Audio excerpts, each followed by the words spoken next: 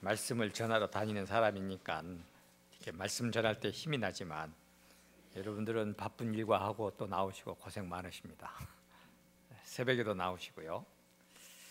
저는 오늘 여러분들에게 뭘 말씀드리고 싶냐 그러면 예수님과 그 3년을 보낸 베드로가 예수님의 사역자로 쓰임 받아서 가는 과정에서 상당히 여러 번 우리말로 허물을 벗어갔다는 것입니다.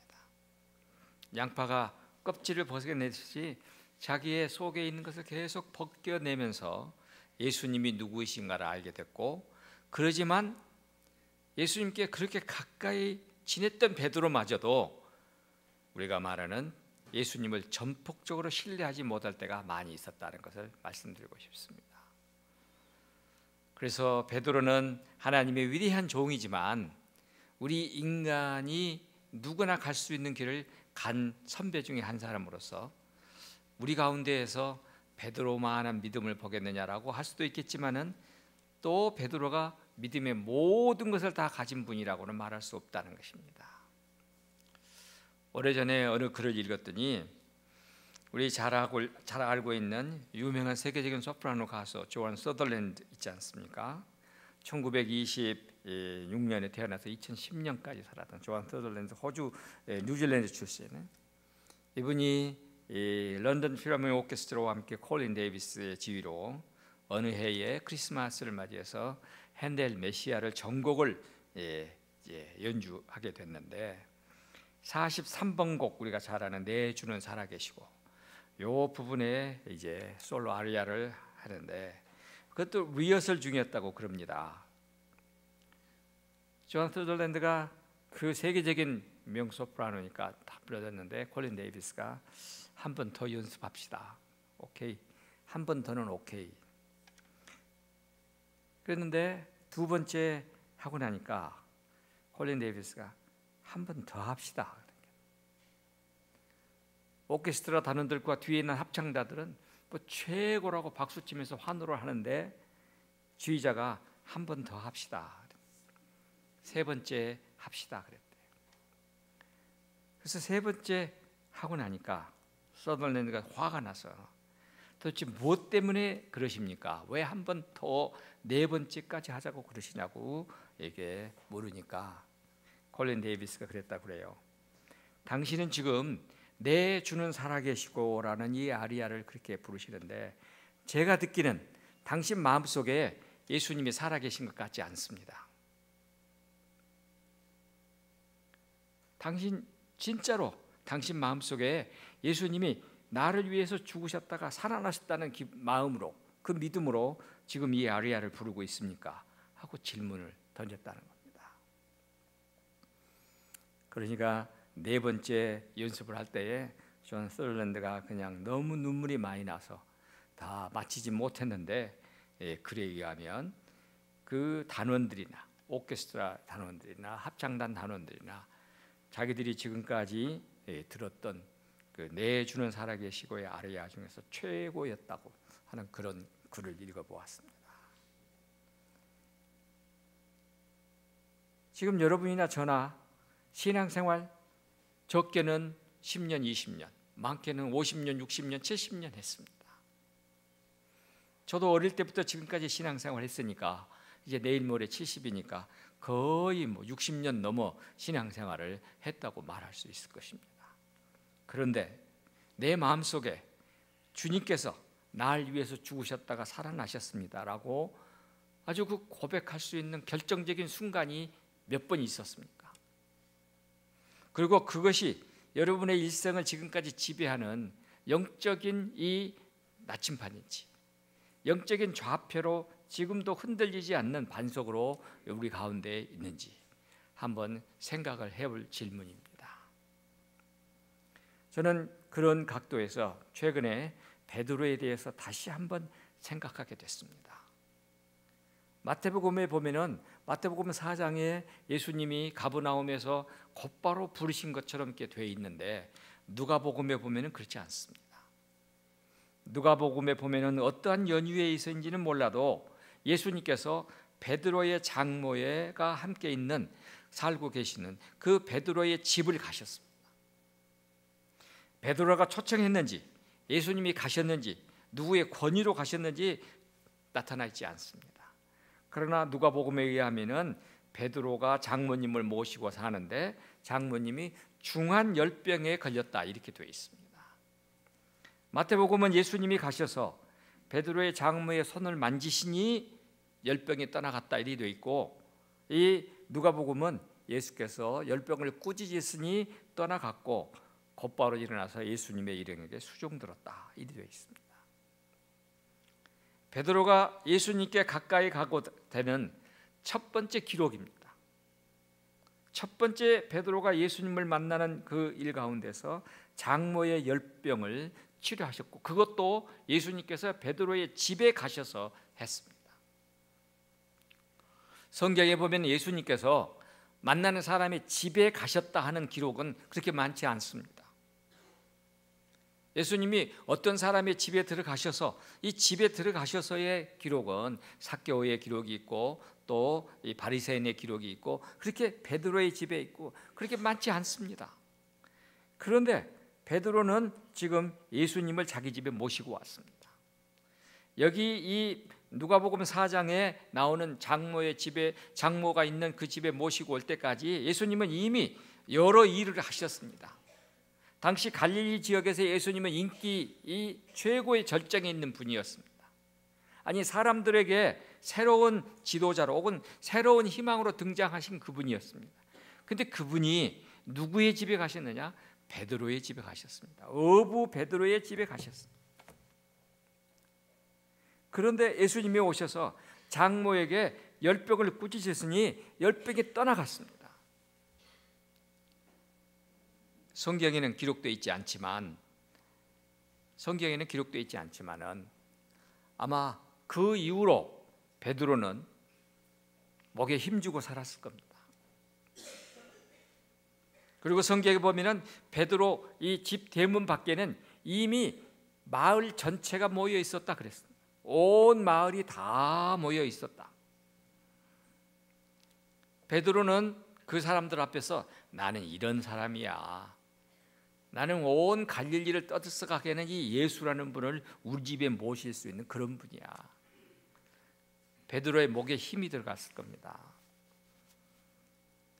사람들은 모르긴 해도 베드로에게 우리 집에도 그 예수님 한번 모시고 와서 우리 집에 아픈 사람 누구누구를 좀 낫게 해주면 안 되겠느냐고 부탁 아닌 부탁도 상당히 많이 받았을 것입니다. 지금 베드로가 예수님을 만나가는 첫 번째의 예수님과의 만남은 예수님 때문에 출세한 베드로가 되는 것입니다. 예수님 때문에 자기 권위가 올라가는 그 예수님과의 만남입니다. 예수님 때문에 이익을 보는 것입니다. 예수님 때문에 모든 것이 잘 풀리는 베드로였습니다. 이제는 사람들이 고기 잡는 어부 베드로로 보지 않습니다. 베드로는 예수님이라는 분을 집에 초청할 정도로 실력 있는 사람, 당시에 최고의 인기 강사를 우리 집에 모실 수 있는 사람이었습니다. 그렇게 출발했습니다. 예수님께서 보통 우리 만나 주실 때에 우리에게 찾아오실 때는 다 그렇게 찾아오십니다. 신앙의 첫 출발에서 예수님께 가까이 갈 때는 예수님이 나에게 잘 해주시는 예수님, 내가 원하는 것을 다 들어주시고 내가 달라고 하는 것을 다 주시는 하나님. 아마 여러분들께서도 전부 다 그렇게 기도하실 것입니다. 사랑의 하나님, 이렇게 기도하실 것입니다. 사랑의 하나님이시, 내가 원하는 것을 다 주시는 하나님. 그렇게 출발합니다. 왜냐하면 아직 어린아이이기 때문에, 아직 아이이기 때문에 그렇게 출발하는 것입니다. 이렇게 해서 하나님께 가까이 가고 예수님께 가까이 가는 것입니다. 많은 사람 그러죠. 그러나 이 단계를 넘어서야 되는 것입니다. 이 단계를 건너뛰어야 하는 것입니다. 예수님으로 인하여 이익을 보는 일보다는 예수님으로 인하여 손해를 볼 수도 있다, 그리고 손해를 보더라도 괜찮다라고 하는 단계로 가야 하는 겁니다. 아직 베드로는 예수님을 알지 못합니다. 예수님은 어떤 분입니까? 그죠? 내가 가자고 하면 날 따라오셔서 내가 이 사람을 위해서 기도해 주세요 하면은 기도하시는 예수님. 그래서 내가 원하는 대로 병 낫게 하시는 하나님. 마치 우리가 가끔 TV에 나오는 이 코브라를 놔두고 내가 피리를 불면 코브라가 춤을 추듯이 내가 원하는 대로 다 해주시는 예수님. 이렇게 알고 있던 그 예수님은 아직 예수님의 이응자도 모르는 것입니다. 어쩌면 이렇게 우리 한국 교회는 60년대, 70년대, 80년대 그렇게 가르쳐왔고 그렇게 예수님을 따르는 것이 아주 잘 믿는 것으로 착각하면서 살아왔습니다. 그러한 이 출발은 우리 기독교 2000 역사에서 끊임없이 있어왔고 그런 유혹은 누구에게나 있는 것입니다. 그렇게 됐을 때에 교회는 모래 위에 집을 짓는 것이었습니다. 아직 여러분들이 예수님을 그렇게까지도 만나보지 못한 사람도 계시겠지만 아직 예수님을 내가 원하는 걸 다 들어주시는 예수님으로 알으셨다면 미안하지만 한참 멀었습니다. 껌 허물을 더 많이 벗어야 되는 것입니다. 베드로가 예수님을 두 번째로 만납니다. 장모의 열병을 낫게 한 다음에 그 다음 날이겠죠. 베드로가 이 그물을 깁고 있는데 옛날 이 갈릴리 바다에서 고기를 잡는 거는 이 그때 당시는 요즘과 같이 어망이 좋지 않기 때문에 이 아마 삼아마를 이렇게 꼬아서 이 그물을 만들었다고 그럽니다. 그러니까 이게 선이 굵었을 것이고 그래서 고기들이 대낮에는 눈에 보이기 때문에 고기들이 그물에 걸리지 않는 데입니다. 그러니까 갈릴리에서는 고기를 잡을 때 대부분이 다 밤을 새서 어두운 시간에 고기를 잡았다고 그럽니다. 그러니까 베드로가 제가 밤새 고기를 잡았지만 한 마리도 못 잡았습니다라고 하면서 베드로는 지금 강가에 바닷가에 앉아 있는 것입니다. 그때 예수님이 오셨습니다. 예수님 뒤에는 많은 사람이 따라왔습니다. 그래서 예수님은 그죠? 베드로의 장모의 열병을 낫게 했기 때문에 스스럼 없이 베드로의 배에 올라가 앉으셨고 그리고 몰려든 사람들에게 이제 가르침을 주시기 시작했습니다. 말씀의 가르침이 다 끝났습니다. 보통 우리가 설교할 때 누가복음 5장에 보면은 베드로가 말씀에 의지하여라고 했을 때에 말씀에 의지하여는 지금 자기의 배 안에서 예수님이 하시는 말씀을 베드로가 다 듣고 그 말씀에 의지하여라고 생각하는데 베드로가 말씀에 의지하는 것은 이미 장모의 열병을부터 시작했습니다. 아니 그 앞에서부터 시작했습니다. 베드로는 예수님의 말씀을 지금 들어가고 있는 것입니다. 그래서 말씀대로 가서 고기를 잡았는데 많이 잡혔고 베드로가 배 안에서 뭐라 합니까? 야고보와 요한과 함께 우리는 죄인입니다. 우리를 떠나가시옵소서. 베드로가 예수님을 알게 되는 두 번째 고백입니다. 나는 죄인입니다. 정확한 고백입니다. 예수님은 누구에게 필요하시는 분이었는가? 예수님은 장모의 열병을 치료해 주시는 의사 같은 아니면 약간의 주술사 같은 분으로 필요했었는데 그때만 해도 예수님이 어느 분인지 어떤 분이신지 몰랐는데 이제 베드로는 예수님이 나의 죄를 해결해 주실 분이다. 나의 죄의 문제를 해결해 주실 분이다. 조금 알기 시작하는 것이었습니다. 아마 여러분들께서도 우리 한국 교회가 현재의 모습으로 되어져 가는 과정에서 중요한 대전환점이 언제였던가 아마 설교를 통해서 들어보셨을 겁니다. 1903년 이 원산에서 미국 남감리교회 소속 여자 선교사들이 중국에서 휴양차 온 여자 선교사들과 함께 부흥 혹은 여름 수련회를 진행하는데 당시는 여자들이 이 앞에 나서서 설교하는 것을 허락하지 않았습니다. 그래서 어쩔 수 없이 R.A. 하디라고 하는, 우리나라 이름으로는 하리영이라고 하는 의사이고 목사이신 당시 원산에 있었던 선교사에게 설교를 부탁을 했습니다. 하리영 선교사가 요한복음 14장에 있는 성령을 주제로 설교를 3편을 작성해가지고 그 설교를 하려고 했는데, 설교를 하는 도중에 자기 머릿속에 생각이 떠올랐습니다. 하리영 선교사는 이미 한국에 온 지 12년 차 된 거참 선교사였습니다. 한국말도 아주 잘했습니다. 의사였습니다. 목사였습니다. 모든 조건으로는 동료 선교사들보다는 훨씬 더 좋은 그런 위치에 있었는데, 자기가 맡은 교회는 지금 3년 넘게 한 30명밖에 안 되는데, 이 후참 선교사들은 그냥 교회를 크게 이끌어간다. 도대체 이런 원인이 어디에 있을까? 하리영 선교사는 생각을 했는데 그 답이 왔습니다. 그게 뭐냐면, 내가 너무 잘난 체 했다. 내가 한국인 협력자들을, 한국인들을 내가 너무 무시했다. 그리고 후참 선교사들에게 당신네들이 뭘 하겠어 하면서 후참 선교사들을 속으로 얕잡아 보았다는 생각이 났습니다. 하리영 선교사는 설교하다 말고 밑으로 내려왔습니다. 그리고는 동료 선교사를 찾아가서 손을 붙들고 눈물을 흘리면서 나를 용서해 달라고, 내가 당신을 이렇게 얕잡아 보았노라고, 나를 용서해 달라고 말하기 시작했습니다. 찾아다니면서 다 한국 사람들에게도 말을 했습니다. 그랬더니 갑작스럽게 거기에 모여있는 모든 회중이 서로를 붙들고 내가 이러이러한 잘못을 범했습니다, 당신에 대해서 이런 것이 있습니다 하면서 울면서 자기의 잘못을 용서하기 시작했더니 성령께서 오셨습니다. 그리고 그 성령께서 오신 1903년 8월의 성령 부흥 운동이 1904년, 1905년에는 평양으로, 그리고 1907년에 또다시 평양으로, 그리고 우리 서울 이쪽으로 위쪽으로 다 바람이 불었고, 1906년 7년에는 남쪽으로 바람이 불었고, 이렇게 해서 한국 교회가 새로워지는 것이었습니다.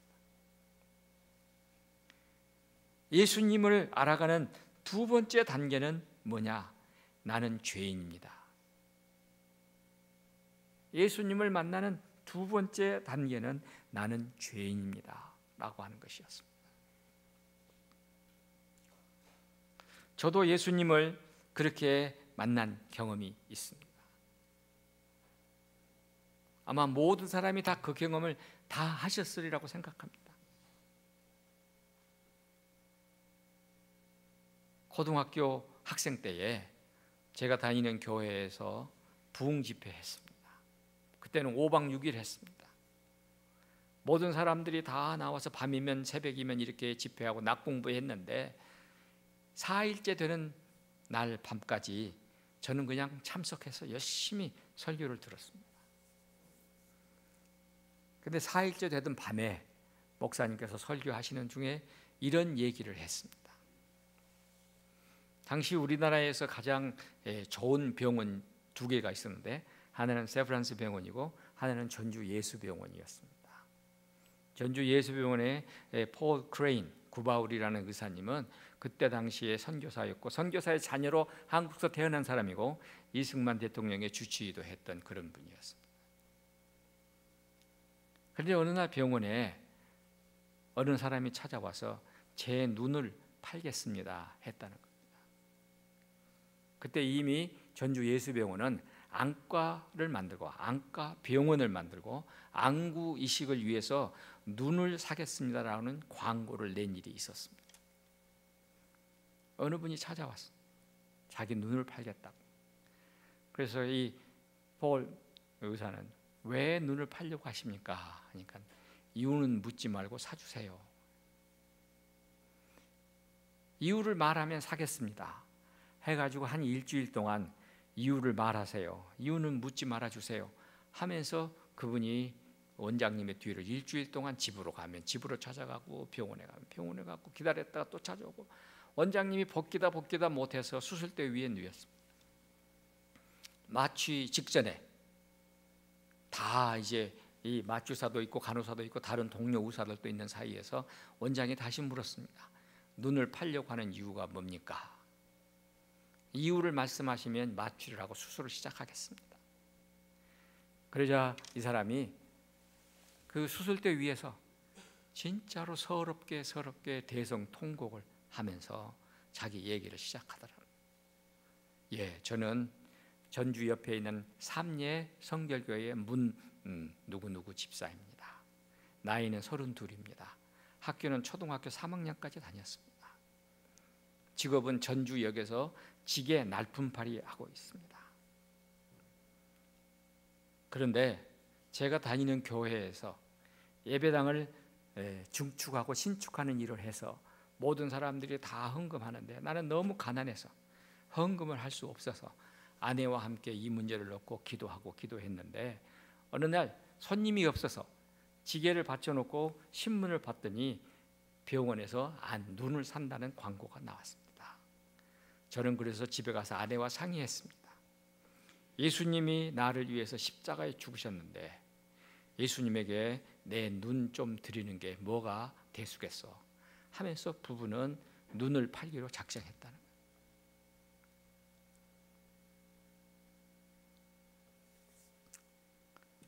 그렇게 말한 다음에 이 사람은 그냥 정신을 잃고 말았다는 겁니다. 근데 저는 그 얘기까지 듣고 저도 정신을 잃을 뻔했습니다. 갑작스럽게 그냥 속에서 엄청난 것이 딱 밀려오기 시작했습니다.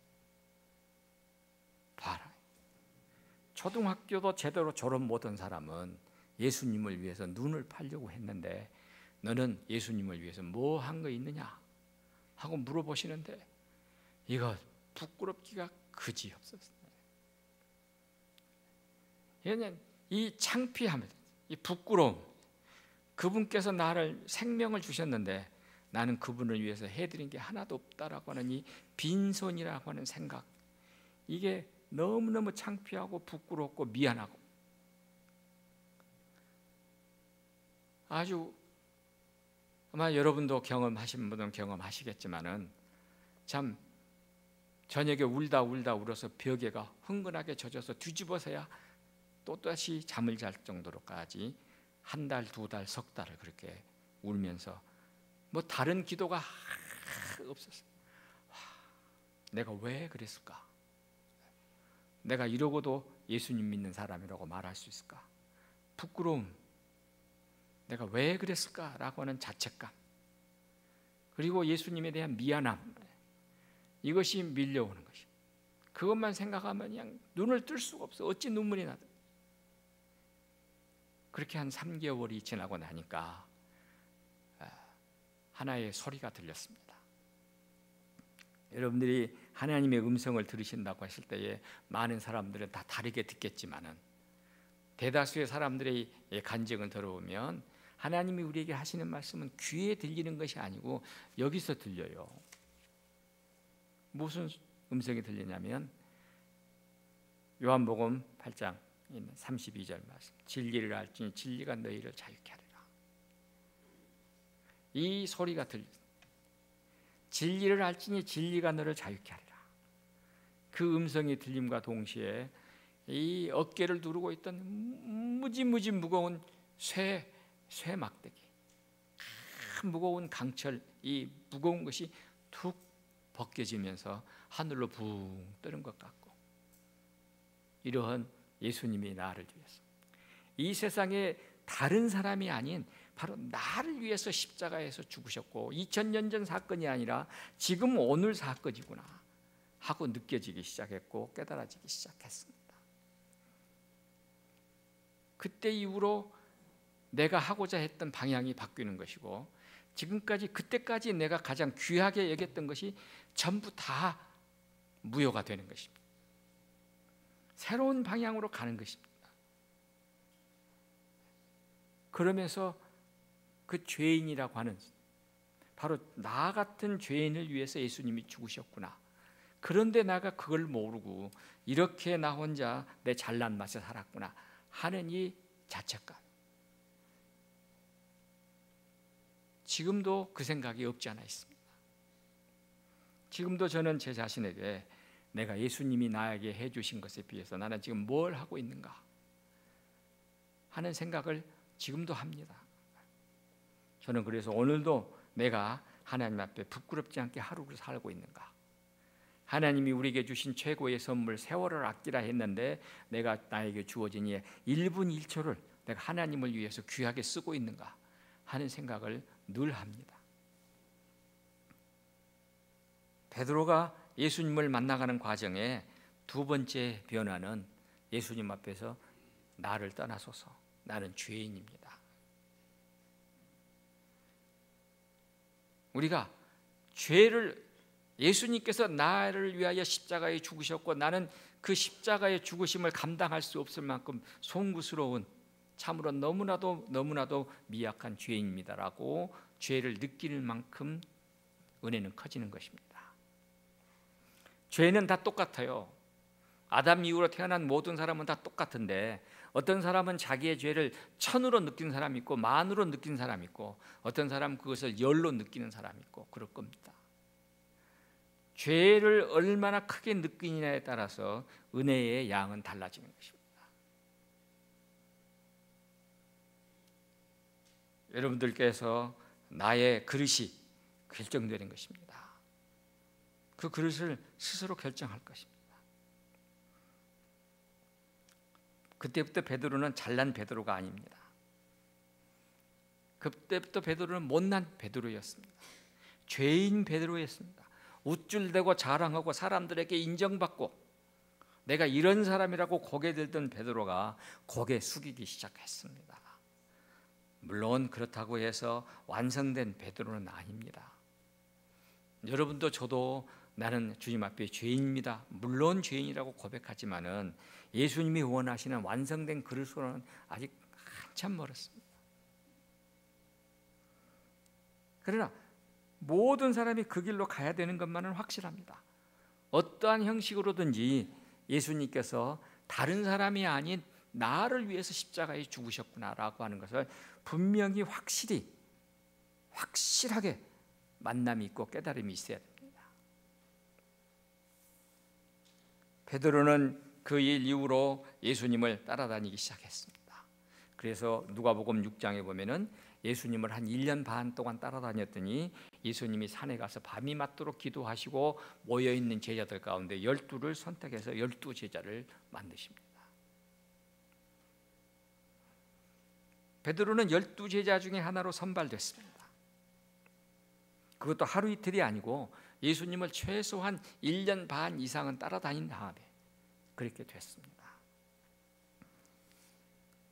아마 여러분이나 저도 지금 생각 같아서는 예수님 옆에 한 열흘만 있어도 완벽한 예수님의 제자가 될 것 같아요. 기분에는.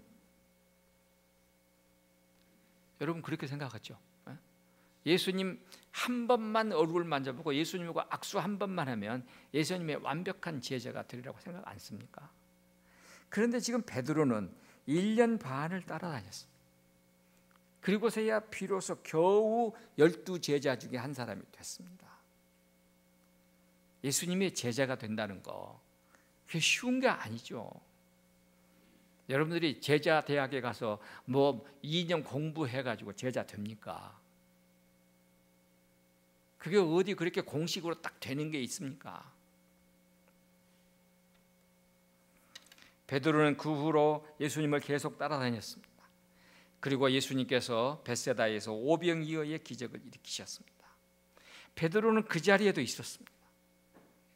자기 동생 안드레가 이 어린아이가 가지고 온 물고기 참 다 2마리 떡 5개로 그 많은 사람을 먹였습니다. 베드로는 눈이 휘둥그레졌을 것입니다. 어떻게 이 작은 것이 어린아이가 먹기에 안성맞추면 한 끼의 식사가 이 많은 사람을 먹이고도 남을 수 있을까? 베드로는 완전히 넋을 잃었을 것입니다. 만약 우리 가운데에 예수님이 오늘 이 땅에 오셔가지고 우리 교회에서 지금 예수님이 그 일을 하신다면 우리는 뒤로 다 자빠질 것 같아요.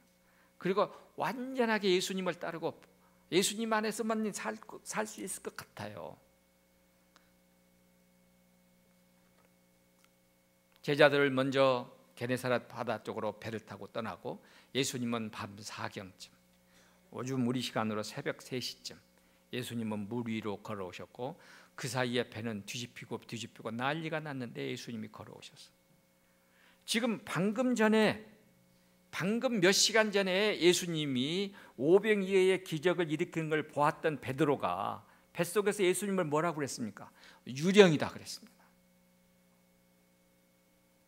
이게 베드로입니다. 아니, 베드로가 그랬으면 우리는 어떻겠습니까? 방금 전에 몇 시간 전에 오병이어에 일으키신 예수님을 보았던 그 베드로가, 그 12제자가 지금 물 위로 걸어오시는 예수님을 유령이라 그랬다니까요. 그러니 기적을 일으키시고 놀라운 일을 일으키시는 그 예수님을 제 아무리 많이 본들 진짜 예수님을 제대로 알 수 있겠느냐 하는 것입니다. 그러니까 예수님을 오늘날에도 따르면서 그렇게 나에게 이 모든 복을 주시는 예수님으로 알고 있는 사람들이 예수님을 제대로 보기나 하겠습니까? 2000년 전에 예수님과 같이 지낸 베드로도 그랬는데,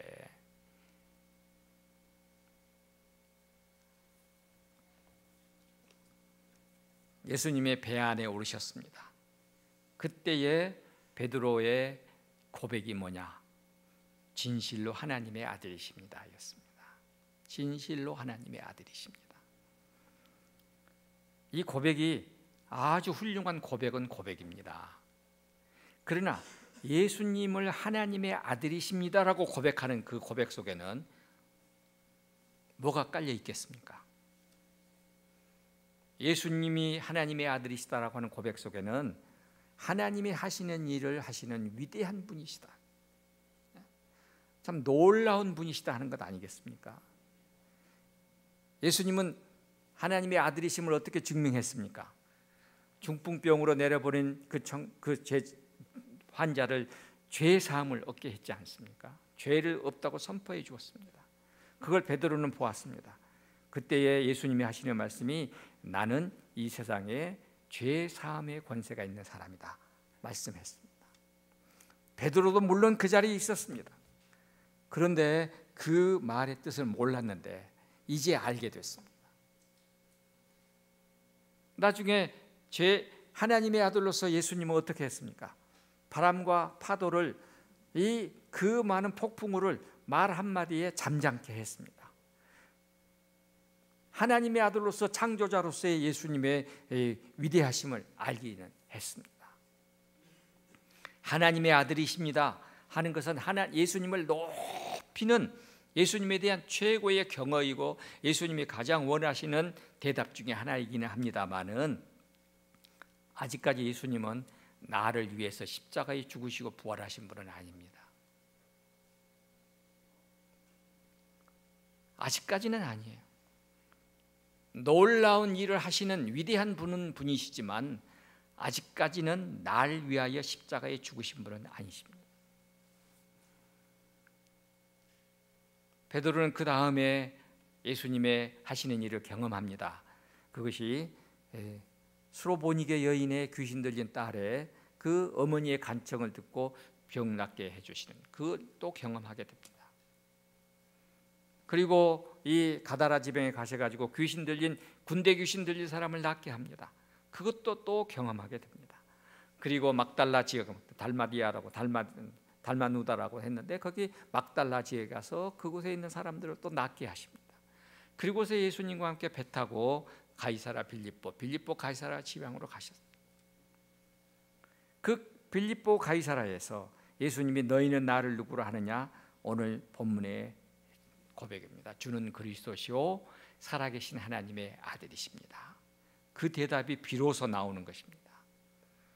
하나님의 아들이십니다. 앞에 뭐가 나오느냐? 주는 그리스도시오. 그리스도시오. 그리스도이신 그분, 그리스도이신 예수님, 하나님의 아들만이 우리의 그리스도가 되실 수 있는 것입니다. 이분은 누구여야 되느냐? 로마서 1장 2절에 말하고 있습니다. 혈통으로는 다윗의 혈통으로 나셔야 되고, 능력으로는 죽은 자 가운데서 3일 만에 부활하셔야 됩니다. 바로 그분이라야지만이 우리의 그리스도가 되실 수 있습니다. 베드로는 비로소 주는 그리스도시오라고 고백하는 것입니다. 그분이 우리의 죄를 짊어지고 십자가에 죽으셔야지만이 우리에게 죄 사면의 은혜가 베풀어지는 것이지, 다른 사람이 십자가에 죽어가지고는 아니다 이 말입니다. 베드로는 비로소 예수님이 바로 이 모든 것을 다 충족시키시는 바로 그분이구나 하고 비로소 이제 고백하게 되는데, 그 기간이 얼마였을까요? 2년 가까이 됐을 겁니다. 오늘 이 마태복음 16장에서 주는 그리스도시요 살아계신 하나님의 아들이십니다라고 고백하기까지의 기간이 최소한 2년. 그리고 나중에 이제 예수님께서 마태복음 19장에 이제 나오시고 20장에 이제 예루살렘 들어가시고 이렇게 하셔서 19장부터 20장 사이에 바리새인들과 이렇게 논란하시고 25장부터 예수님이 죽으시러 가는 것 아닙니까? 예수님의 이 후기 사역에 속하는 겁니다. 저는 가만히 생각해 보았습니다. 아니, 지금도 생각합니다. 여러분이나 제가 수없이 많이 예수님은 우리의 죄를 십자가에 짊어지고 돌아가셨다가 부활하신 그리스도이시고 하나님의 아들이시다 고백을 하지만, 진짜 우리가 고백하는 것이 참으로 고백일까? 왜냐하면 베드로는 그렇게 고백하고 난 다음에 곧바로 뭐라고 말합니까? 예수님이 내가 이제 죽었다가 부활해야 된다라고 제1차 순환과 부활의 예고를 하자마자 주님께 절대로 그런 일이 있어서는 안 됩니다. 항변했다. 예수님의 말씀을 저항했다. 예수님을 지금 바로 이 2, 3분 전에 주는 그리스도시요 살아계신 하나님의 아들이십니다라고 고백했던 그 베드로가 이제 그렇게 하시면 안 됩니다라고 말하는 거 아닙니까? 자기가 고백했던 것을 한 2, 3분 후에 뒤집어 엎는 것 아닙니까? 이게 바로 성경이라고요. 이게 바로 베드로고, 이게 바로 여러분이고 저일 수.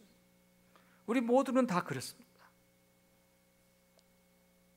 베드로가 예수님을 따라가기는 따라가는데 아직도 예수님이 원하는 내가 아니라 내가 원하는 예수님이기를 원하는. 여러분은 어떻습니까? 예수님께서 원하는 나입니까? 아니면 내가 원하는 대로 예수님입니까?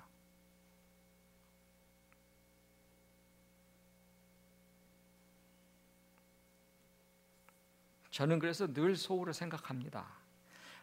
베드로도 그랬다. 베드로, 예수님과 2년 훨씬 넘게 가까이 있었던 베드로도 그랬다면 나는 얼마나 부족할까? 나는 얼마나 많이 내가 원하는 예수님을 지금 가지고 있을까? 루터는 이것을 뭐라고 말을 했느냐? 우상이 뭐냐? 우상은 뭐 우리가 알고 있는 우상 여러분들 다 알겠지만은 루터는 아주 중요한 말을 했습니다. 뭐가 우상이냐? 하나님을 자기 편할 대로 믿는 것. 하나님을 자기 편할 대로 믿는 것 우상이라 그랬습니다. 루터는 그걸 뭐라고 표현했느냐? I myself God. I myself God. 여러분 마음속에는 여러분이 원하는 예수님의 상이 있습니다. 내가 원하는 대로 예수님이 하시면 예수님이야. 내가 원하는 대로 예수님이 안 해주시면 예수님이 아니요. 우리 모두는 다 그렇게 예수님에 대한 I myself God을 가지고 있는 것입니다. 그러니 예수님이야 오직 답답하시겠습니까? 지금 베드로는 주는 그리스도시요 살아계신 하나님의 아들이십니다라고 고백하고 난 다음에 곧바로 그런 일이 있으면 안 됩니다라고 항변하는 가운데에 나는 아직도 고백은 했지만은 I myself God을 버리지 못했습니다라고 고백하는 것입니다. 아니, 베드로가 그랬다면 여기 앉아 계신 여러분이나 저는 아마 수없이 더 많이 그렇게 하고 있을 것입니다. 그러나 그 일로 인하여 베드로는 점점 사람이 되어져 가는 거예요. 예수님께 사단아 물러가라, 이 예상 외의 말을 들었어요. 상상도 할 수 없는 이 끔찍한 소리를 들었습니다. 자기는 지금 주는 그리스도시요 하나님의 아들이십니다. 이런 일이 절대로 있어서 안 됩니다. 예수님을 생각하고 생각해서 했는 말인데, 그렇게 말한 자기를 향하여 바요나 시모나 복이 있도다, 내가 너에게 천국 열쇠를 주노라 하신 그 예수님의 입에서 사단아 물러가라, 내가 하나님의 일을 생각하지 않고 사람의 일을 생각하는구나.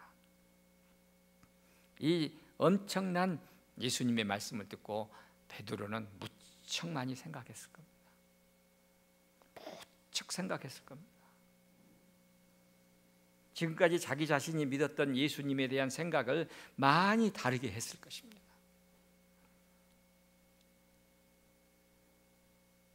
베드로의 이 다섯 번째의 껍질은 어디서 벗겨지느냐?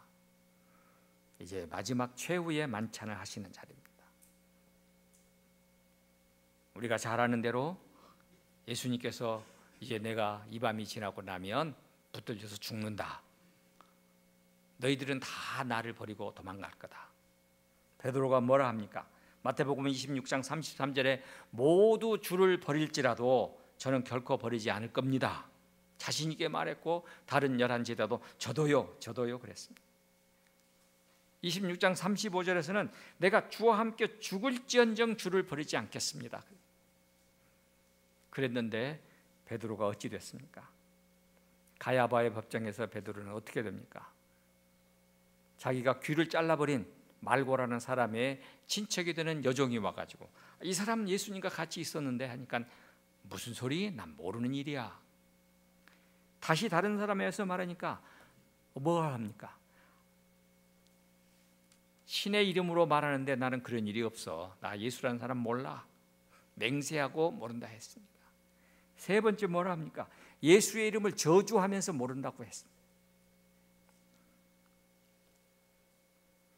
자기의 생명의 문제가 걸리니까 그렇게 예수님을 3년 동안 따라다니며 가야바의 법정까지 따라간 그 사람, 조금 몇 시간 전에 너희가 나를 버리리라 했더니 내가 주와 함께 죽을지언정 주를 버리지 않겠습니다라고 했던 그 베드로가 지금 예수님을 저주하면서 모른다고 했습니다. 이게 지금 베드로입니다. 그리고 나자 닭 울음소리가 들렸습니다. 베드로는 어두운 곳에 가서 심히 통곡하고 울었습니다. 사람 되어져 가는 과정에서 무슨 소리가 계속 들려야 하느냐?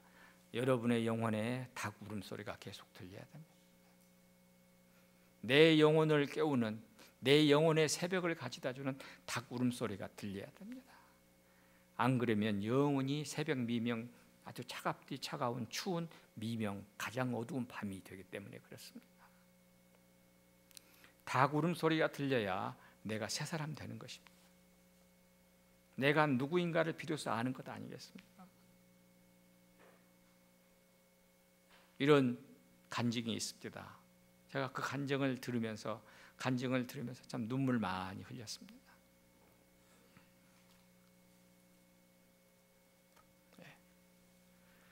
옛날 이 시골에 있는 고등학교들은 그냥 등록금만 주면 졸업장 주는 일 많이 있었잖아요.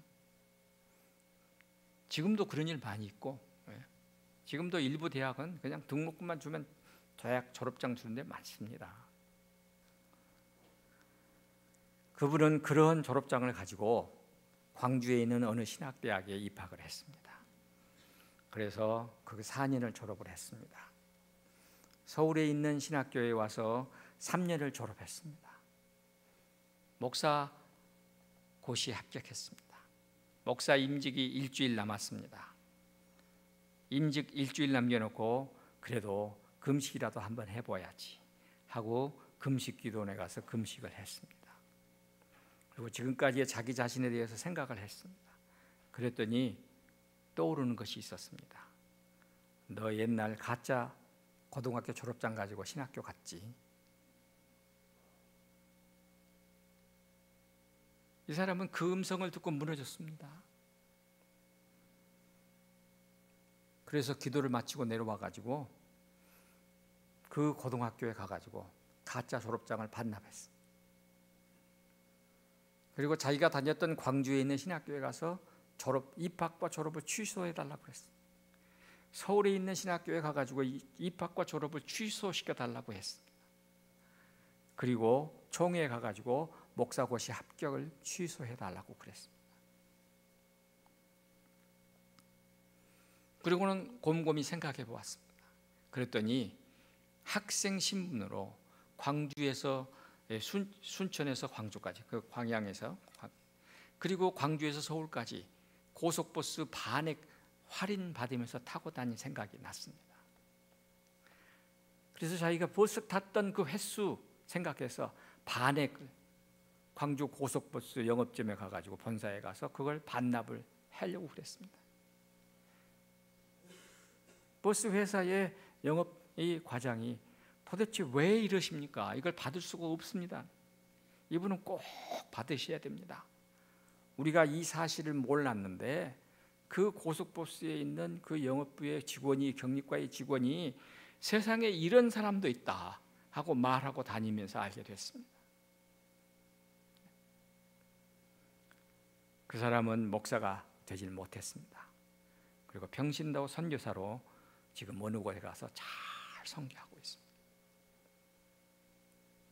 목사 선교사로 일할 때보다 더 많이 하고 있습니다. 내가 누구라고 말하면 여러분이 다 아시는 분입니다. 저는 그분의 그 이야기를 들으면서 그분의 영혼에는 매일같이 날마다 하나님의 닭울음 소리가 들렸을 것이라고 생각합니다. 우리는 지금 얼마나 많이 하나님을 속이고 나를 속이고 있습니까?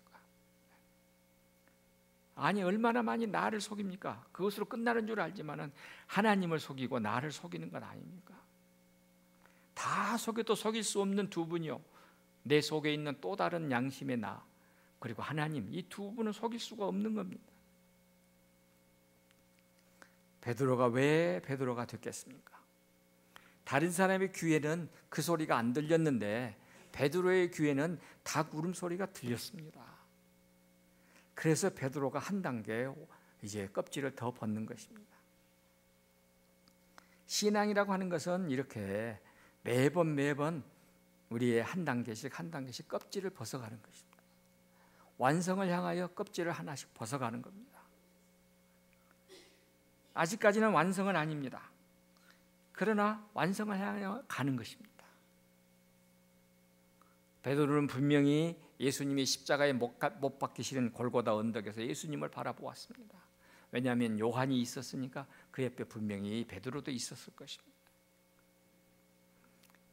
그 다음날 이제 예수님이 부활하신 날에 막달라 마리아를 따라가서 제일 먼저 거기에 달려가서 무덤 속에서 예수님의 이 빈 무덤인 것도 보았고 이 수의가 다 개켜져 있는 것도 보았습니다. 아니, 여러분이나 저 같았으면, 그거 봤으면 예수님 믿지 않을 것 같습니까? 우리는 믿을 것 같아요. 예수님의 부활하심을 전혀 의심하지 않을 것 같습니다. 그걸 봤으면. 그런데 베드로 그걸 봐놓고도 아직까지도 아닙니다. 너희가 나를 본 거로 믿느냐? 보지 못하는 자가 복이 있도다.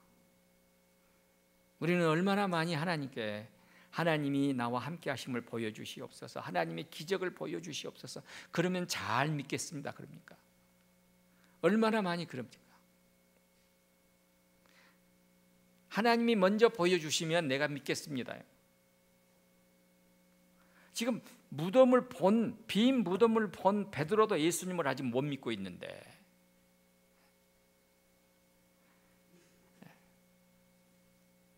그러니 우리가 진짜 믿음 있는 사람인가 생각이 들어요.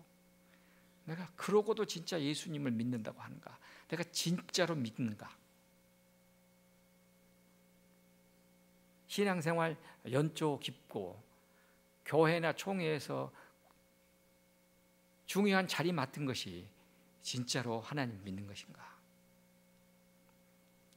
고민이 많이 됩니다. 그 베드로가 어디로 갔습니까? 갈릴리로 고기 잡으러 갔습니다. 갈릴리로 고기 잡으러 갔습니다. 갈릴리로 간 베드로 어떤 상태에 있었을까요? 여러분들이 베드로라고 생각합시다. 지금 여기 서울에서 예수님과 함께 3년을 지냈습니다. 예수님이 십자가에 죽어버리셨습니다. 모든 것이 다 수포로 끝난 것 같습니다. 지나간 3년이 전부 다. 그래서 베드로는 다른 동료 제자들과 함께 갈릴리로 고기 잡으러 가버렸습니다. 갈릴리로 고기 잡으러 간 베드로가 다른 동료 제자들과 함께 거기에서 무슨 말을 주고받았을까요? 한번 상상을 해봤습니다. 모르긴 하지만 베드로의 일행들은 그 고기 잡으면서 기쁨이 하나도 없었을 겁니다. 대화도 별로 없었을 겁니다. 아니 어쩌다가 대화가 터지면 지나간 3년 동안에 있었던 일들에 대한 추억만 남았을 것입니다. 그때 그랬었지, 그때 그랬었지. 추억만 남았습니다. 아마 그 기간이 부활 후 50일 기간이니까 얼마 동안 갈릴리에 있었는지는 알지는 못하지만은 그 기간 동안에 그렇게 추억 속에서 예수님을 그 보낸 시간들에 대해서 어쩌면 정리되어지기도 했을 것입니다. 실패를 통해서 예수님과 함께 지냈던 시간들을 다 정리하는 것이었을 겁니다. 그래서 서로 이제 이야기를 하는 동안에 그때 예수님의 말씀이 뭐였느냐 한번 얘기하면은 그때 이래 했다라고 전부 다 자기들이 보았던 예수님의 이야기들을 다 말했을 것이고, 후대에 그 이야기를 마태와 나중에 전해 들은 누가는 복음서로 기록을 했을 겁니다. 생각해 보십시오. 이제 베드로는 갈릴리로 어부로 다시 되돌아간 다음에는 죽는 날까지 뭘로 지내야 되느냐? 추억 속에 지내야 했습니다. 옛날에 대한 그리움으로 지내야 했습니다. 후회와 눈물로 지내야 했습니다. 바로 그것입니다. 갈릴리는 뭐냐? 베드로가 예수님을 처음 만났을 때에 어부로서의 고기잡이 했던 그 시절에 3년 전에 베드로 어부하고, 이제 예수님 십자가에 죽으신 다음에 부활하신 다음에 갈릴리로 되돌아간 베드로 어부하고는 전혀 다른 사람 베드로였습니다. 3년 전 출발할 때는 희망이었고 3년 전 출발할 때는 기대가 가득했는데 3년 후에는 좌절과 실망, 추억과 그리움과 눈물만 있는 것이고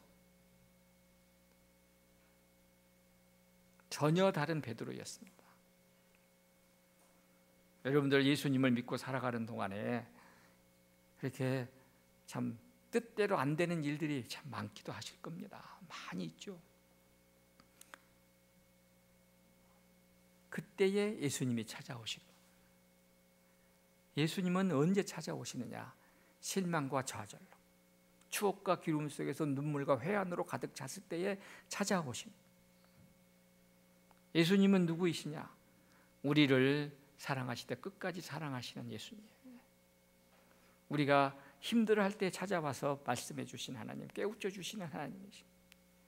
그래 베드로는 거기에서 예수님을 새로 만나는 거예요. 어느 날 새벽에 고기 잡고 돌아오는데 어떻게 됐습니까? 어떻게 됐습니까? 예수님이 바닷가에 떡과 고기를 구워놓고 얘들아 고기 잡은 거 있으면 가져와봐. 예수님이 조반을 준비해놓고 기다리고 계셨습니다. 너무 깜짝 놀랐습니다. 예수님은 자기들과 이야기 나누면서 식사도 같이 했습니다. 그리고 말씀하십니다. 얘들아 다시 예루살렘으로 가야지. 그곳에서 하나님께서 약속하신 그것을 받아야지. 여기는 아니야. 갈릴리는 돈은 벌 수 있지만은 성령님은 오시지 않는 곳입니다. 갈릴리는 생명의 안전은 있을 수 있어도 성령님은 오시지 않는 것입니다. 성령님은 어디에서 와야 되느냐? 예수님의 십자가라는 실패, 좌절, 눈물이 있던 그곳, 그곳에서 승리하시는 분으로 오시는 것입니다. 죽음이 있었던 곳에서 생명으로 부활하셔서 그것을 깨닫게 해주시는 분으로 오는 것입니다. 갈릴리는 예수님이 누구인가를 몰랐어요. 예수님이 누구인가를 알 수 있는 것은 예루살렘에 가야 되는 거예요. 예루살렘으로 가야 합니다. 그것도 나 혼자 가는 게 아니고 예수님의 말씀을 듣고 가는 것입니다. 다시 예루살렘으로. 언제까지 여기에 있을래? 언제까지 먹고 입고 마시는 것만 너 이렇게 신경 쓰고 있을래? 너 생명을 위해서 도망 다닐래? 예루살렘에 가라. 성령께서 알게 해주신다. 예루살렘에 갔고 우리가 잘 아는 대로 이제 오순절이 다 되어갔습니다. 예수님께서 다시 오셨습니다. 내가 이제 부활한다. 이제 내가 승천한다. 승천하시는 예수님을 보는 그 순간까지도 아직도 베드로는 주님의 나라를 회복하실 때가 지금입니까? 또 질문합니다. 우리 하나님을 믿고 예수님을 따른다고 하는 우리지만은 내가 가지고 있는 원래의 내 생각, 내 고집 이렇게 꺾기가 어려운가 봅니다. 내가 원하는 대로 해주시는 예수님에 대한 그 생각, 기대, 그게 그렇게 참 큰 것인지 모르겠습니다. 예수님이 승천하시는 그 순간까지 베드로는 뭐라 합니까? 주여, 주의 나라를 회복하실 때가 지금입니까?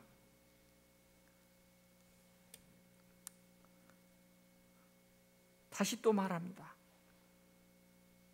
우리는 안 그럴 것 같아요.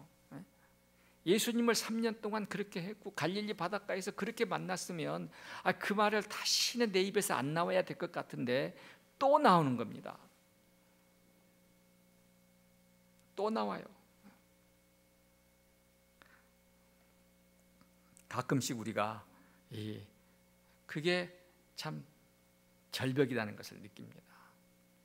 그래서 제가 어제 요한 웨슬레가 나는 설교를 그만두어야 되겠다. 루터도 나 설교를 그만두어야 되겠다 하는 그런 좌절을 느꼈다. 우리 목회해본 목사님들은 대부분이 다 그런 좌절을 한 번씩 느꼈을 겁니다.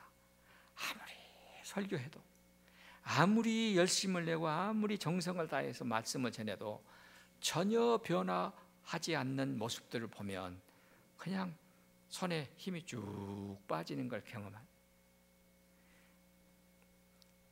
지금 베드로를 보면 그런 것 같아요. 베드로가 그렇지 않습니다.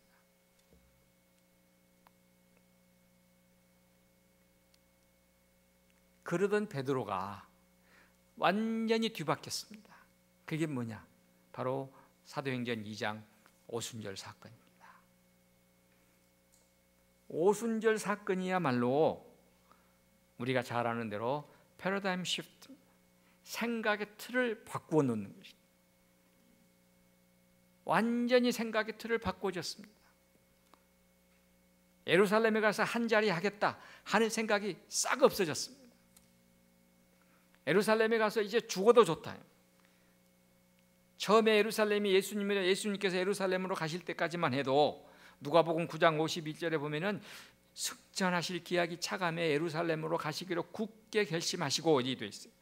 예수님은 승천하실 기약이 차감해 예루살렘에 가셔서 내가 죽었고 부활해야 됐다고 하면서 굳게 결심하시고 예수님은 가시는데 제자들은 세베대의 어머니, 아내는 야고보와 요한의 어머니는 주께서 그곳에 가시면 이렇게 될 텐데 내 아들 하나는 오른쪽에 왼쪽에 그렇게 말하는 이 야고보와 요한을 향하여 다른 제자들은 시기심이 작동해가지고 천국에서는 누가 크냐, 예루살렘에 가면 누가 크냐 그 얘기를 했지 않습니까?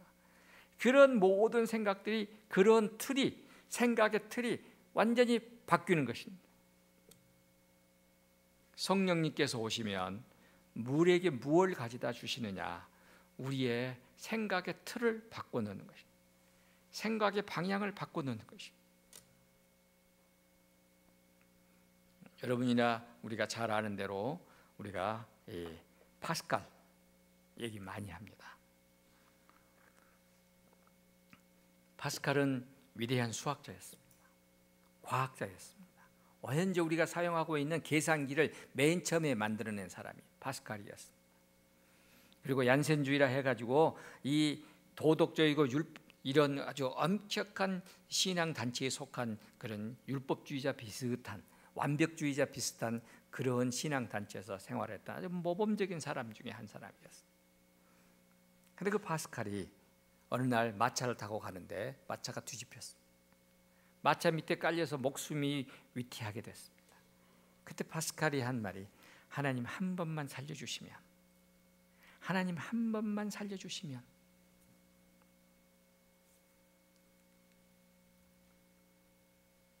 이 어려움이라는 것이 오기는 와야 되는가 봅니다.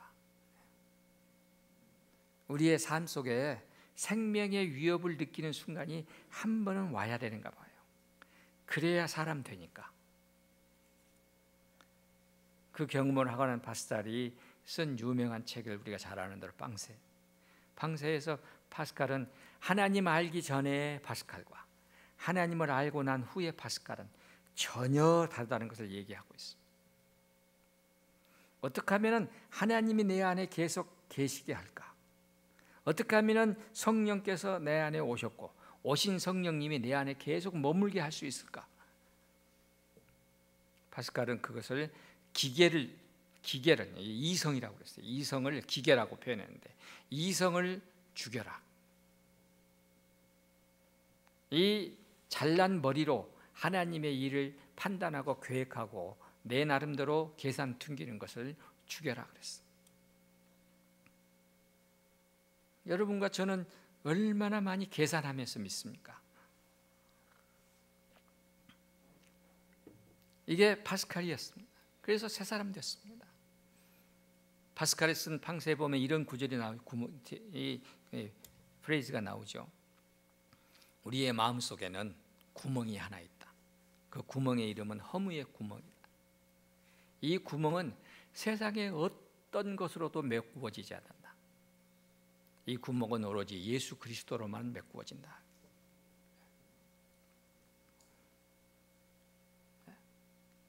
지금 베드로 3년을 따라다녔습니다. 3년을 따라다녔는데 오순절 성령 경험하기 전까지는 허전했어요. 예수님을 눈앞에 보면서도 그 허전했습니다. 채워지지 않았습니다.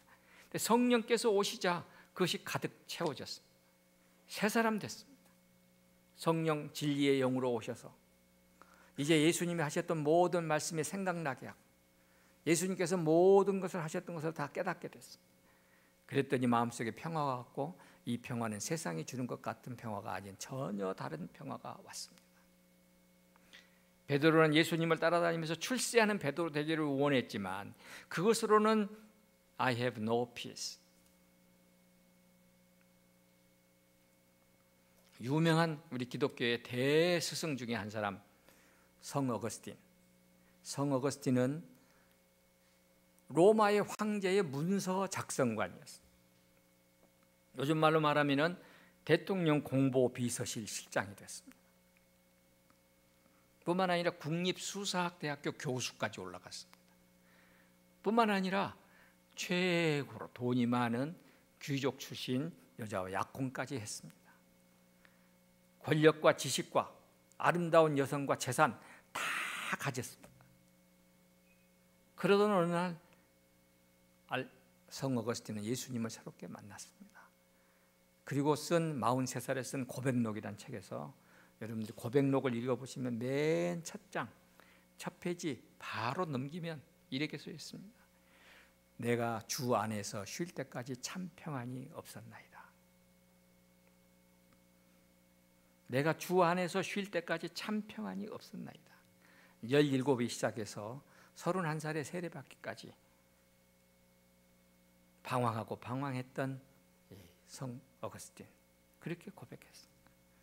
주여 내가 주 안에서 쉴 때까지 참 평안이 없었나이다. 베드로도 마찬가지입니다. 베드로도 3년을 따라다녔지만은 오순절에 성령께서 오셔서 자기 마음속에 예수님이 누구이신가를 비로소 깨닫게 해주길 때까지는 예수님이 누구인 줄 몰랐습니다. 마치 우리가 성경을 읽고 설교 듣고 또 공부하고 이 아무리 많이 읽어도 이게 보이지 않는 것입니다. 그래서 우리 개혁교회의 원리는 요한 칼빈 선생이 유명한 말을 했습니다. 우리가 성경을 읽을 때에 성경이 바로 예수님이라고 하는 것을 말해 주시기 되기 전까지는 성경은 나에게 죽은 글자다, 레터에 불과하다. 성경에서 예수님을 찾지 못하게 되면 이것은 죽은 글자에 불과합니다. 그러나 성령께서 오셔서 말씀하시는 예수님으로 바꾸면 그 레터가 워드로 바뀌는 것입니다. 레터가 워드로 바뀌어야 되는 것입니다. 그 사건이 어디냐? 바로 이 사도행전 2장 1절에서 4절까지. 오순절 성령이 오셔야지만이 성경에서 예수님이 보이는 겁니다. 예수님과 함께 살았던 베드로도 그러는데 오늘 우리는 예수님과 함께 살았던 육으로 오신 예수님, 이제 우리는 누구를 만납니까? 책으로 기록된 예수님을 만나고 있습니다. 바로 이 책으로 기록된 예수님 똑같습니다. 설교로 선포되어진 예수님 다 똑같은 분입니다. 우리 개혁교회의 원리입니다. 근데 이렇게 선포되어진 예수님과 기록된 예수님과 육으로 오신 예수님이 우리에게 레터가 아닌 워드로 바뀌는 것은 성령께서 오실 때. 예수님을 알기를 원하십니까? 이렇게 늘 기도하십시오. 시편 119편 18절, 주의 나의 눈을 열어 주의 법에 신기한 것을 보게 하시옵소서. 주여 내 눈을 열어 주의 법에 신기한 것을 보게 하시옵소서. 옛날 책에는 기이한 것을 보게 하시옵소서. 이렇게 기도하면서 성경을 읽으라고 그랬습니다. 날마다 기도하면서 성경을 읽는 것입니다. 예수님을 만나기를 원합니다. 눈으로 읽는 글자로서의 성경이 아니라 말씀하시는 예수님으로 성경을 만나게 해 주시옵소서. 읽게 해 주시옵소서. 우리가 지금까지 성경을 읽기는 합니다. 성경을 읽기는 하는데 여러분들 성경을 얼마나 읽습니까? 제가 긴 시간 말씀을 못 드리겠습니다만은 아무튼 이래저래 해가지고 제가 신학교에 입학하게 될 때에는 그때의 이 만성 활동성 간염, 이제 거의 간 경화까지 간 그런 상태로 신학교에 입학을 했습니다.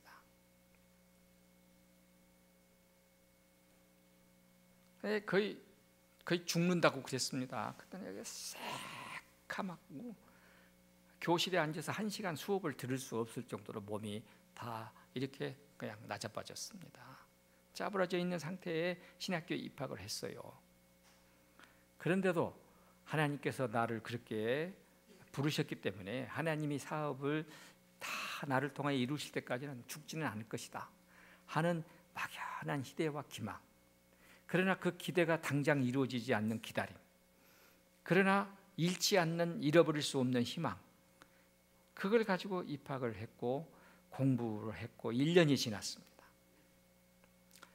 이제 생각이 되더라고요. 전도서 7장 14절에 형통한 날에는 기뻐하고 공고한 날에는, 요즘 번역은 뒤돌아보라, 근데 공고한 날에는 생각하라 그랬어요. 옛날 성경은 형통한 날에는 기뻐하고 공고한 날에는 생각하라. 생각을 하기 시작했어요. 왜 내 병이 낫지 않을까? 그래서 퍼뜩 생각이 나더라고요.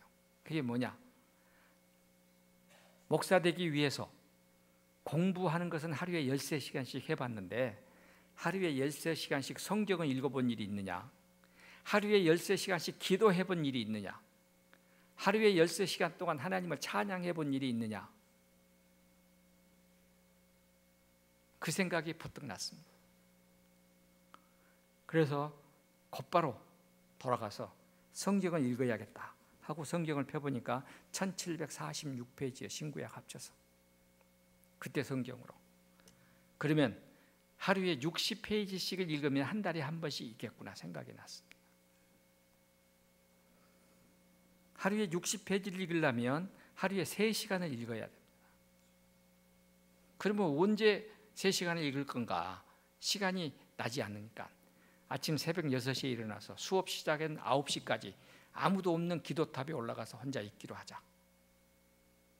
그리고 기도탑에 올라가서 한 달에 한 번씩 성경을 읽기 시작했어요. 그렇게 해서 신학 졸업할 때까지 20번을 읽었어요. 한 달에 한 번씩 연속으로.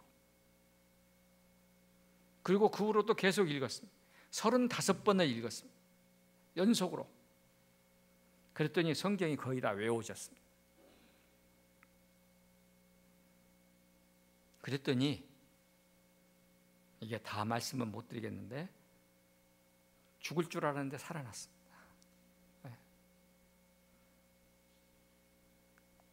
그러면서 무슨 생각이 드느냐? 고난당한 것이 내게 유익이라. 내가 고난당하기 전에는 그릇 행하였더니 이제는 여호와의 율법을 배우게 되었나이다. 시편 119편 67절에서 72절 사이에 있는 말씀이 가슴속에 와닿는데 얼마나 눈물이 나는지. 하나님이 나를 고난당하게 하신 것은 나를 사랑하시고 나에게 은혜를 주시기 위한 것이구나 깨닫게 되니까 그 성경 읽었던 그 시간, 아침에 올라가서 눈물 흘리면서 읽다가 찬송하다가 너무너무 기뻐서 떼굴떼굴 구르기도 하고 하면서 참 그 요동치면서 읽었던 35번 읽어갈 때의 그 성경의 말씀, 이거는 지금도 결코 잊을 수 없는 하나님과의 깊은 만남이었습니다. 하나님은 성경을 읽게 하셨을 뿐만 아니라 그 사이에 하나님을 알게 하셨고 나를 알게 했습니다. 왜 하나님이 우리에게 고난을 주시는가? 하나님께서 우리에게 찾아오시는 길입니다. 하나님을 알 수 있는 것은 그 길밖에 없어. 베드로도 마찬가지였습니다. 그 후로 성경을 많이 읽었고, 그래서 요즘 생각해 보니까 그때 신학교 때에 그때 성경 읽어놨기 때문에 목사하는 거지, 그때 성경을 안 읽었으면 목사를 어떻게 하겠느냐. 저는 그래서 교수로 있는 동안에도 총장으로 있는 동안에도 성경 읽는 것은 꾸준히 했습니다. 쉬지 않고 했습니다. 그리고 이제 목회 나왔습니다. 목회 나와가지고 보니까 예배는 열심히 참석하고 교회의 모든 것에 헌신 열심히 하고 다 하는데 말씀이 없다는 걸 알았습니다. 아니 대한민국의 교회가, 아니 전 세계 교회가 대부분이 다 예배에 참석하고 경건하게 살려고 노력은 하는데 그 뿌리가 되는 말씀에 대한 지식이 없다는 걸 알았습니다. 그래서 안 되겠다 싶어가지고 오자마자 첫 해 표가 다시 성경으로, 그 이듬해 성경 표가 오직 성경으로, 금년의 표에는 말씀을 가지라. 2014년 사순절 때에 제가 이렇게 했습니다. 여러분, 사순절 때에 성경을 한번 읽읍시다. 사순절 기간 동안에 성경을 한번 읽읍시다. 주일날 빼고 이렇게 하면은 47일인가 돼요. 그래서 40일 동안에 성경을 읽자. 어떻게 하면 읽습니까? 아침에 신약 성경을 읽자. 35분 동안 신약 성경을 읽습니다. 그리고 제가 15분에서 20분 설교했어요. 저녁에 구약을 읽습니다.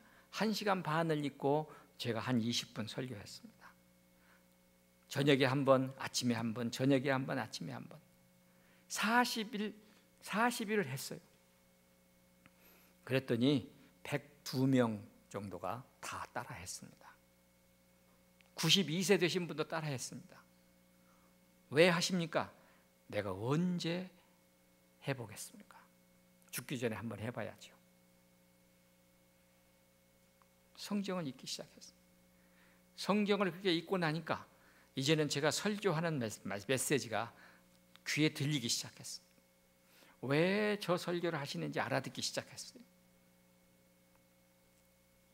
그래서 2016년, 15년에 들어서서 우리가 금년 한 해 동안에 성경을 우리 교인들이 읽은 횟수가 1000번 합시다. 성경 천독 운동을 시작했습니다. 그랬더니 80, 90 혹은 70 되신 이 할머니, 할아버지들이 모여가지고 성경을 읽는데 그냥 놀랍습니다. 참 놀라워. 지금 어떤 분은요, 지금 1년 반 아닙니까? 1년 반 안에 50번 이상 읽으신 분이 있습니다. 35번 읽으신 분도 많고, 그래서 작년 7월 달에는 성경을 읽으니까 이제는 성경에 대한 궁금증이 많이 생기기 시작했어요. 그래서 무슨 집회를 했냐면, 여러분들이 성경 읽다 보면은 제일 헷갈리고 어려운 부분, 열왕기 상하, 역대 상하, 거기에 있는 성경의 임금들의 이야기, 역사의 이야기가 선지자들의 이 이사야부터 시작해가지고 다 어떻게 연결되는가, 그걸 놓고 한 여름밤에 만나는 이스라엘의 왕들이라는 주제로 3일 동안 밤에 2시간씩 집회를 했습니다. 작년 10월 달에는 사복음서 대조하는 집회를 또 3일 동안 했습니다. 성경을 알기 시작했습니다. 이제는 설교하는 말을 들을 수 있는 귀가 됐습니다. 자기들이 읽었던 성경을 목사님이 그것을 본문으로 설교할 때는 너무 기뻐하는, 교회 분위기가 완전히 달라집니다. 그러면서 성령께서 오셔서 우리의 눈을 밝힌다 하는 것을 깨닫기 시작했습니다. 여러분도 한번 해보세요. 성경을 한 달에 한 번씩 읽으시려고 노력해 보세요. 아무리 못해도 한 석 달에 한 번씩은 읽어야 성경 읽은 효과가 있답니다. 1년에 한 번 읽으면 그건 효과가 없답니다. 그러니 3개월에 한 번씩 읽으시려고 노력을 하셔야 됩니다. 그러려면 어떻게 해야 되느냐? 하루에 20페이지씩은 읽으셔야 돼요. 그러면 석 달에 한 번씩 읽습니다. 한번 해보세요. 얼마나 하나님의 은혜가 크게 새롭게 다가오는지. 저희 교회는 제가 간 후로, 제가 언제까지 있을지는 모르지만 요건 계속 할 겁니다. 제가 다른 건 할 줄 모르니까 성경을 읽고 기도하고 말씀 설교하고 이거 하는 것은 계속 할 겁니다. 그러는 과정에서 이제 말씀이 내 마음속에 열매 맺게 되는 것입니다. 베드로를 봤습니다. 베드로 성령께서 오시니까 비로소 깨닫게 됐어요. 비로소 알게 됐습니다. 그렇다고 완성이냐? 아직은 아닙니다. 아직은 아닙니다. 베드로는 이제 성령께서 오시니까, 갈릴리로 도망갔던 베드로가 어떻게 됐습니까? 예루살렘에 가가지고 당신들이 우리를 죽이려고 하지만은 우리는 예수님에게서 보고 들은 것을 말하지 않을 수가 없다. 가서 성전에 서서 이 생명의 말씀을 다 백성에게 말하라. 사도행전 5장 20절. 베드로는 가서 다 말했습니다. 어디에서? 성전에서. 그리고 나중에 매를 때리니까 주님의 나라를 위하여 이렇게 박해당하게 된 자로 내가 인정된 것을 기뻐하노라. 주님을 위하여 능욕받는 자로 내가 이 합당하게 여겨진 것에 대해서 내가 기뻐하노라. 사도행전 5장 47절. 그렇게 가는 것입니다. 베드로는 새 사람이 됐습니다. 이제 완전히 새 사람 됐습니다. 베드로는 그렇게 해서 새 사람이 된 다음에 사도행전 이제 이 10장부터 10장, 11장, 12장 그 사이에 보면은 베드로가 이 욥바에 가서 어떻게 합니까? 죽은 다비다도 살리고, 루다에서 애니야도, 중풍병으로 있는 애니야도 살려내고, 가이사라에 가가지고 고넬료에도 세례를 베풀고 새 사람 됐습니다. 베드로는 욕을 진탕 먹었습니다. 사도행전의 12장에 보면은 이 예루살렘에 있는 이 교회 지도자들이 베드로에게 아주 얼마나 욕을 해야 됩니까? 왜 이방인에 가서 복음을 전했습니까? 나는 이방인에게 복음을 전하지 않을 수가 없습니다. 이방인도 우리와 똑같이 성령 받은 사람들입니다. 이렇게 해서 베드로도 가는 것입니다. 여러분, 베드로의 삶의 여정에 대해서 제가 여러분들에게 지금 10단계를 통해서 말했습니다. 제가 말씀드린 내용을 한번 곰곰이 정리해보면서 다시 한번 성경을 읽어보시기 바랍니다. 설교 들은 것으로 끝내지 마시고 집에 가서 제가 말씀드린 부분들을 쭉 한번 읽어보십시오. 마지막으로 하나만 말할게요. 사도행전 12장에 보면 베드로가 이제 감옥에 갇힙니다. 사도행전 12장 1절에 야고보가 목이 잘려서 죽었습니다. 야고보가 죽고 나니까 베드로가 감옥에 들어갔습니다. 그때 예루살렘 교회는 베드로가 풀려나게 해달라고 밤을 새우면서 기도했습니다. 밤을 새우면서 기도했습니다. 베드로가 풀려날 줄로 믿습니다. 믿습니다 하면서 얼마나 기도했겠습니까? 지금 오순절 성령을 경험한 교회입니다. 박해를 이겨낸 교회입니다. 그런 교회가 모여서 기도했는데 기도한 대로 베드로가 풀려났습니다. 그래서 베드로가 와서 문을 두드리니까 어떻게 됐습니까? 문 열어주는 그 로데라는 여자 종에게 뭘 합니까? 너 미쳤냐? 또다시 아니다고 베드로가 왔다 그러니까 그러면 베드로의 유령이겠지, 천사겠지.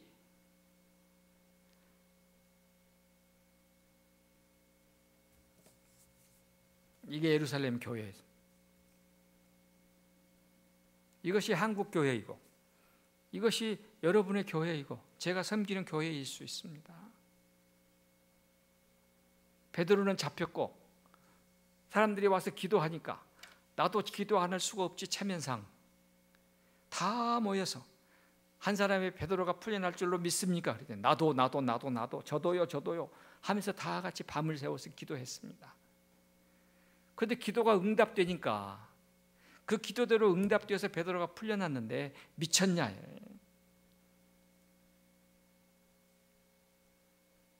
정신 참 차려라 하는 것 아닙니까? 이게 예루살렘 교회인데 그 예루살렘 교회를 통하여 하나님은 인간을 구원하시고 인류를 바꿔놓으셨어요. 여러분 예수님을 우리가 제대로 믿습니까? 정확하게 믿습니까? 틀림없이 믿습니까? 아니요. 우리는 아직 멀었습니다. 그러나 멀었지만 그래도 껍질 하나씩 벗겨가는 것입니다. 우리의 껍질이 벗겨지고 또 벗겨지면 우리는 예수님께 가까이 갈 수 있습니다. 희망을 가집시다. 베드로, 바로 그 베드로를 통하여 예수님은 교회를 세우셨고 그렇게 참 믿음이 없는 베드로를 통해서도 하나님은 구원의 역사를 이루어 가십니다. 여러분과 저도 베드로를 보면서 희망을 갖습니다. 나같이 믿음 없는 사람도 하나님의 구원의 말씀을 전하면 성령께서 역사하셔서 듣는 사람 마음속에 하나님 예수님을 만나게 해주신다. 이 희망을 가지고 오늘 또 여러분에게 말씀을 전하는 거 아닙니까? 우리 다시 한번 내 자신이 어떤 상태에 있는가, 베드로의 어느 단계에 있는가를 쭉 살펴보면서 참 믿음 없는 자가 아니라 믿음 있는 자가 되게 해달라고 우리 다시 한번 눈물로 기도하는 이 밤이 되기를 바랍니다. 내 자신을 되돌아보는 복된 밤이 되기를 바랍니다. 다시 한번 다 같이 기도하십시다.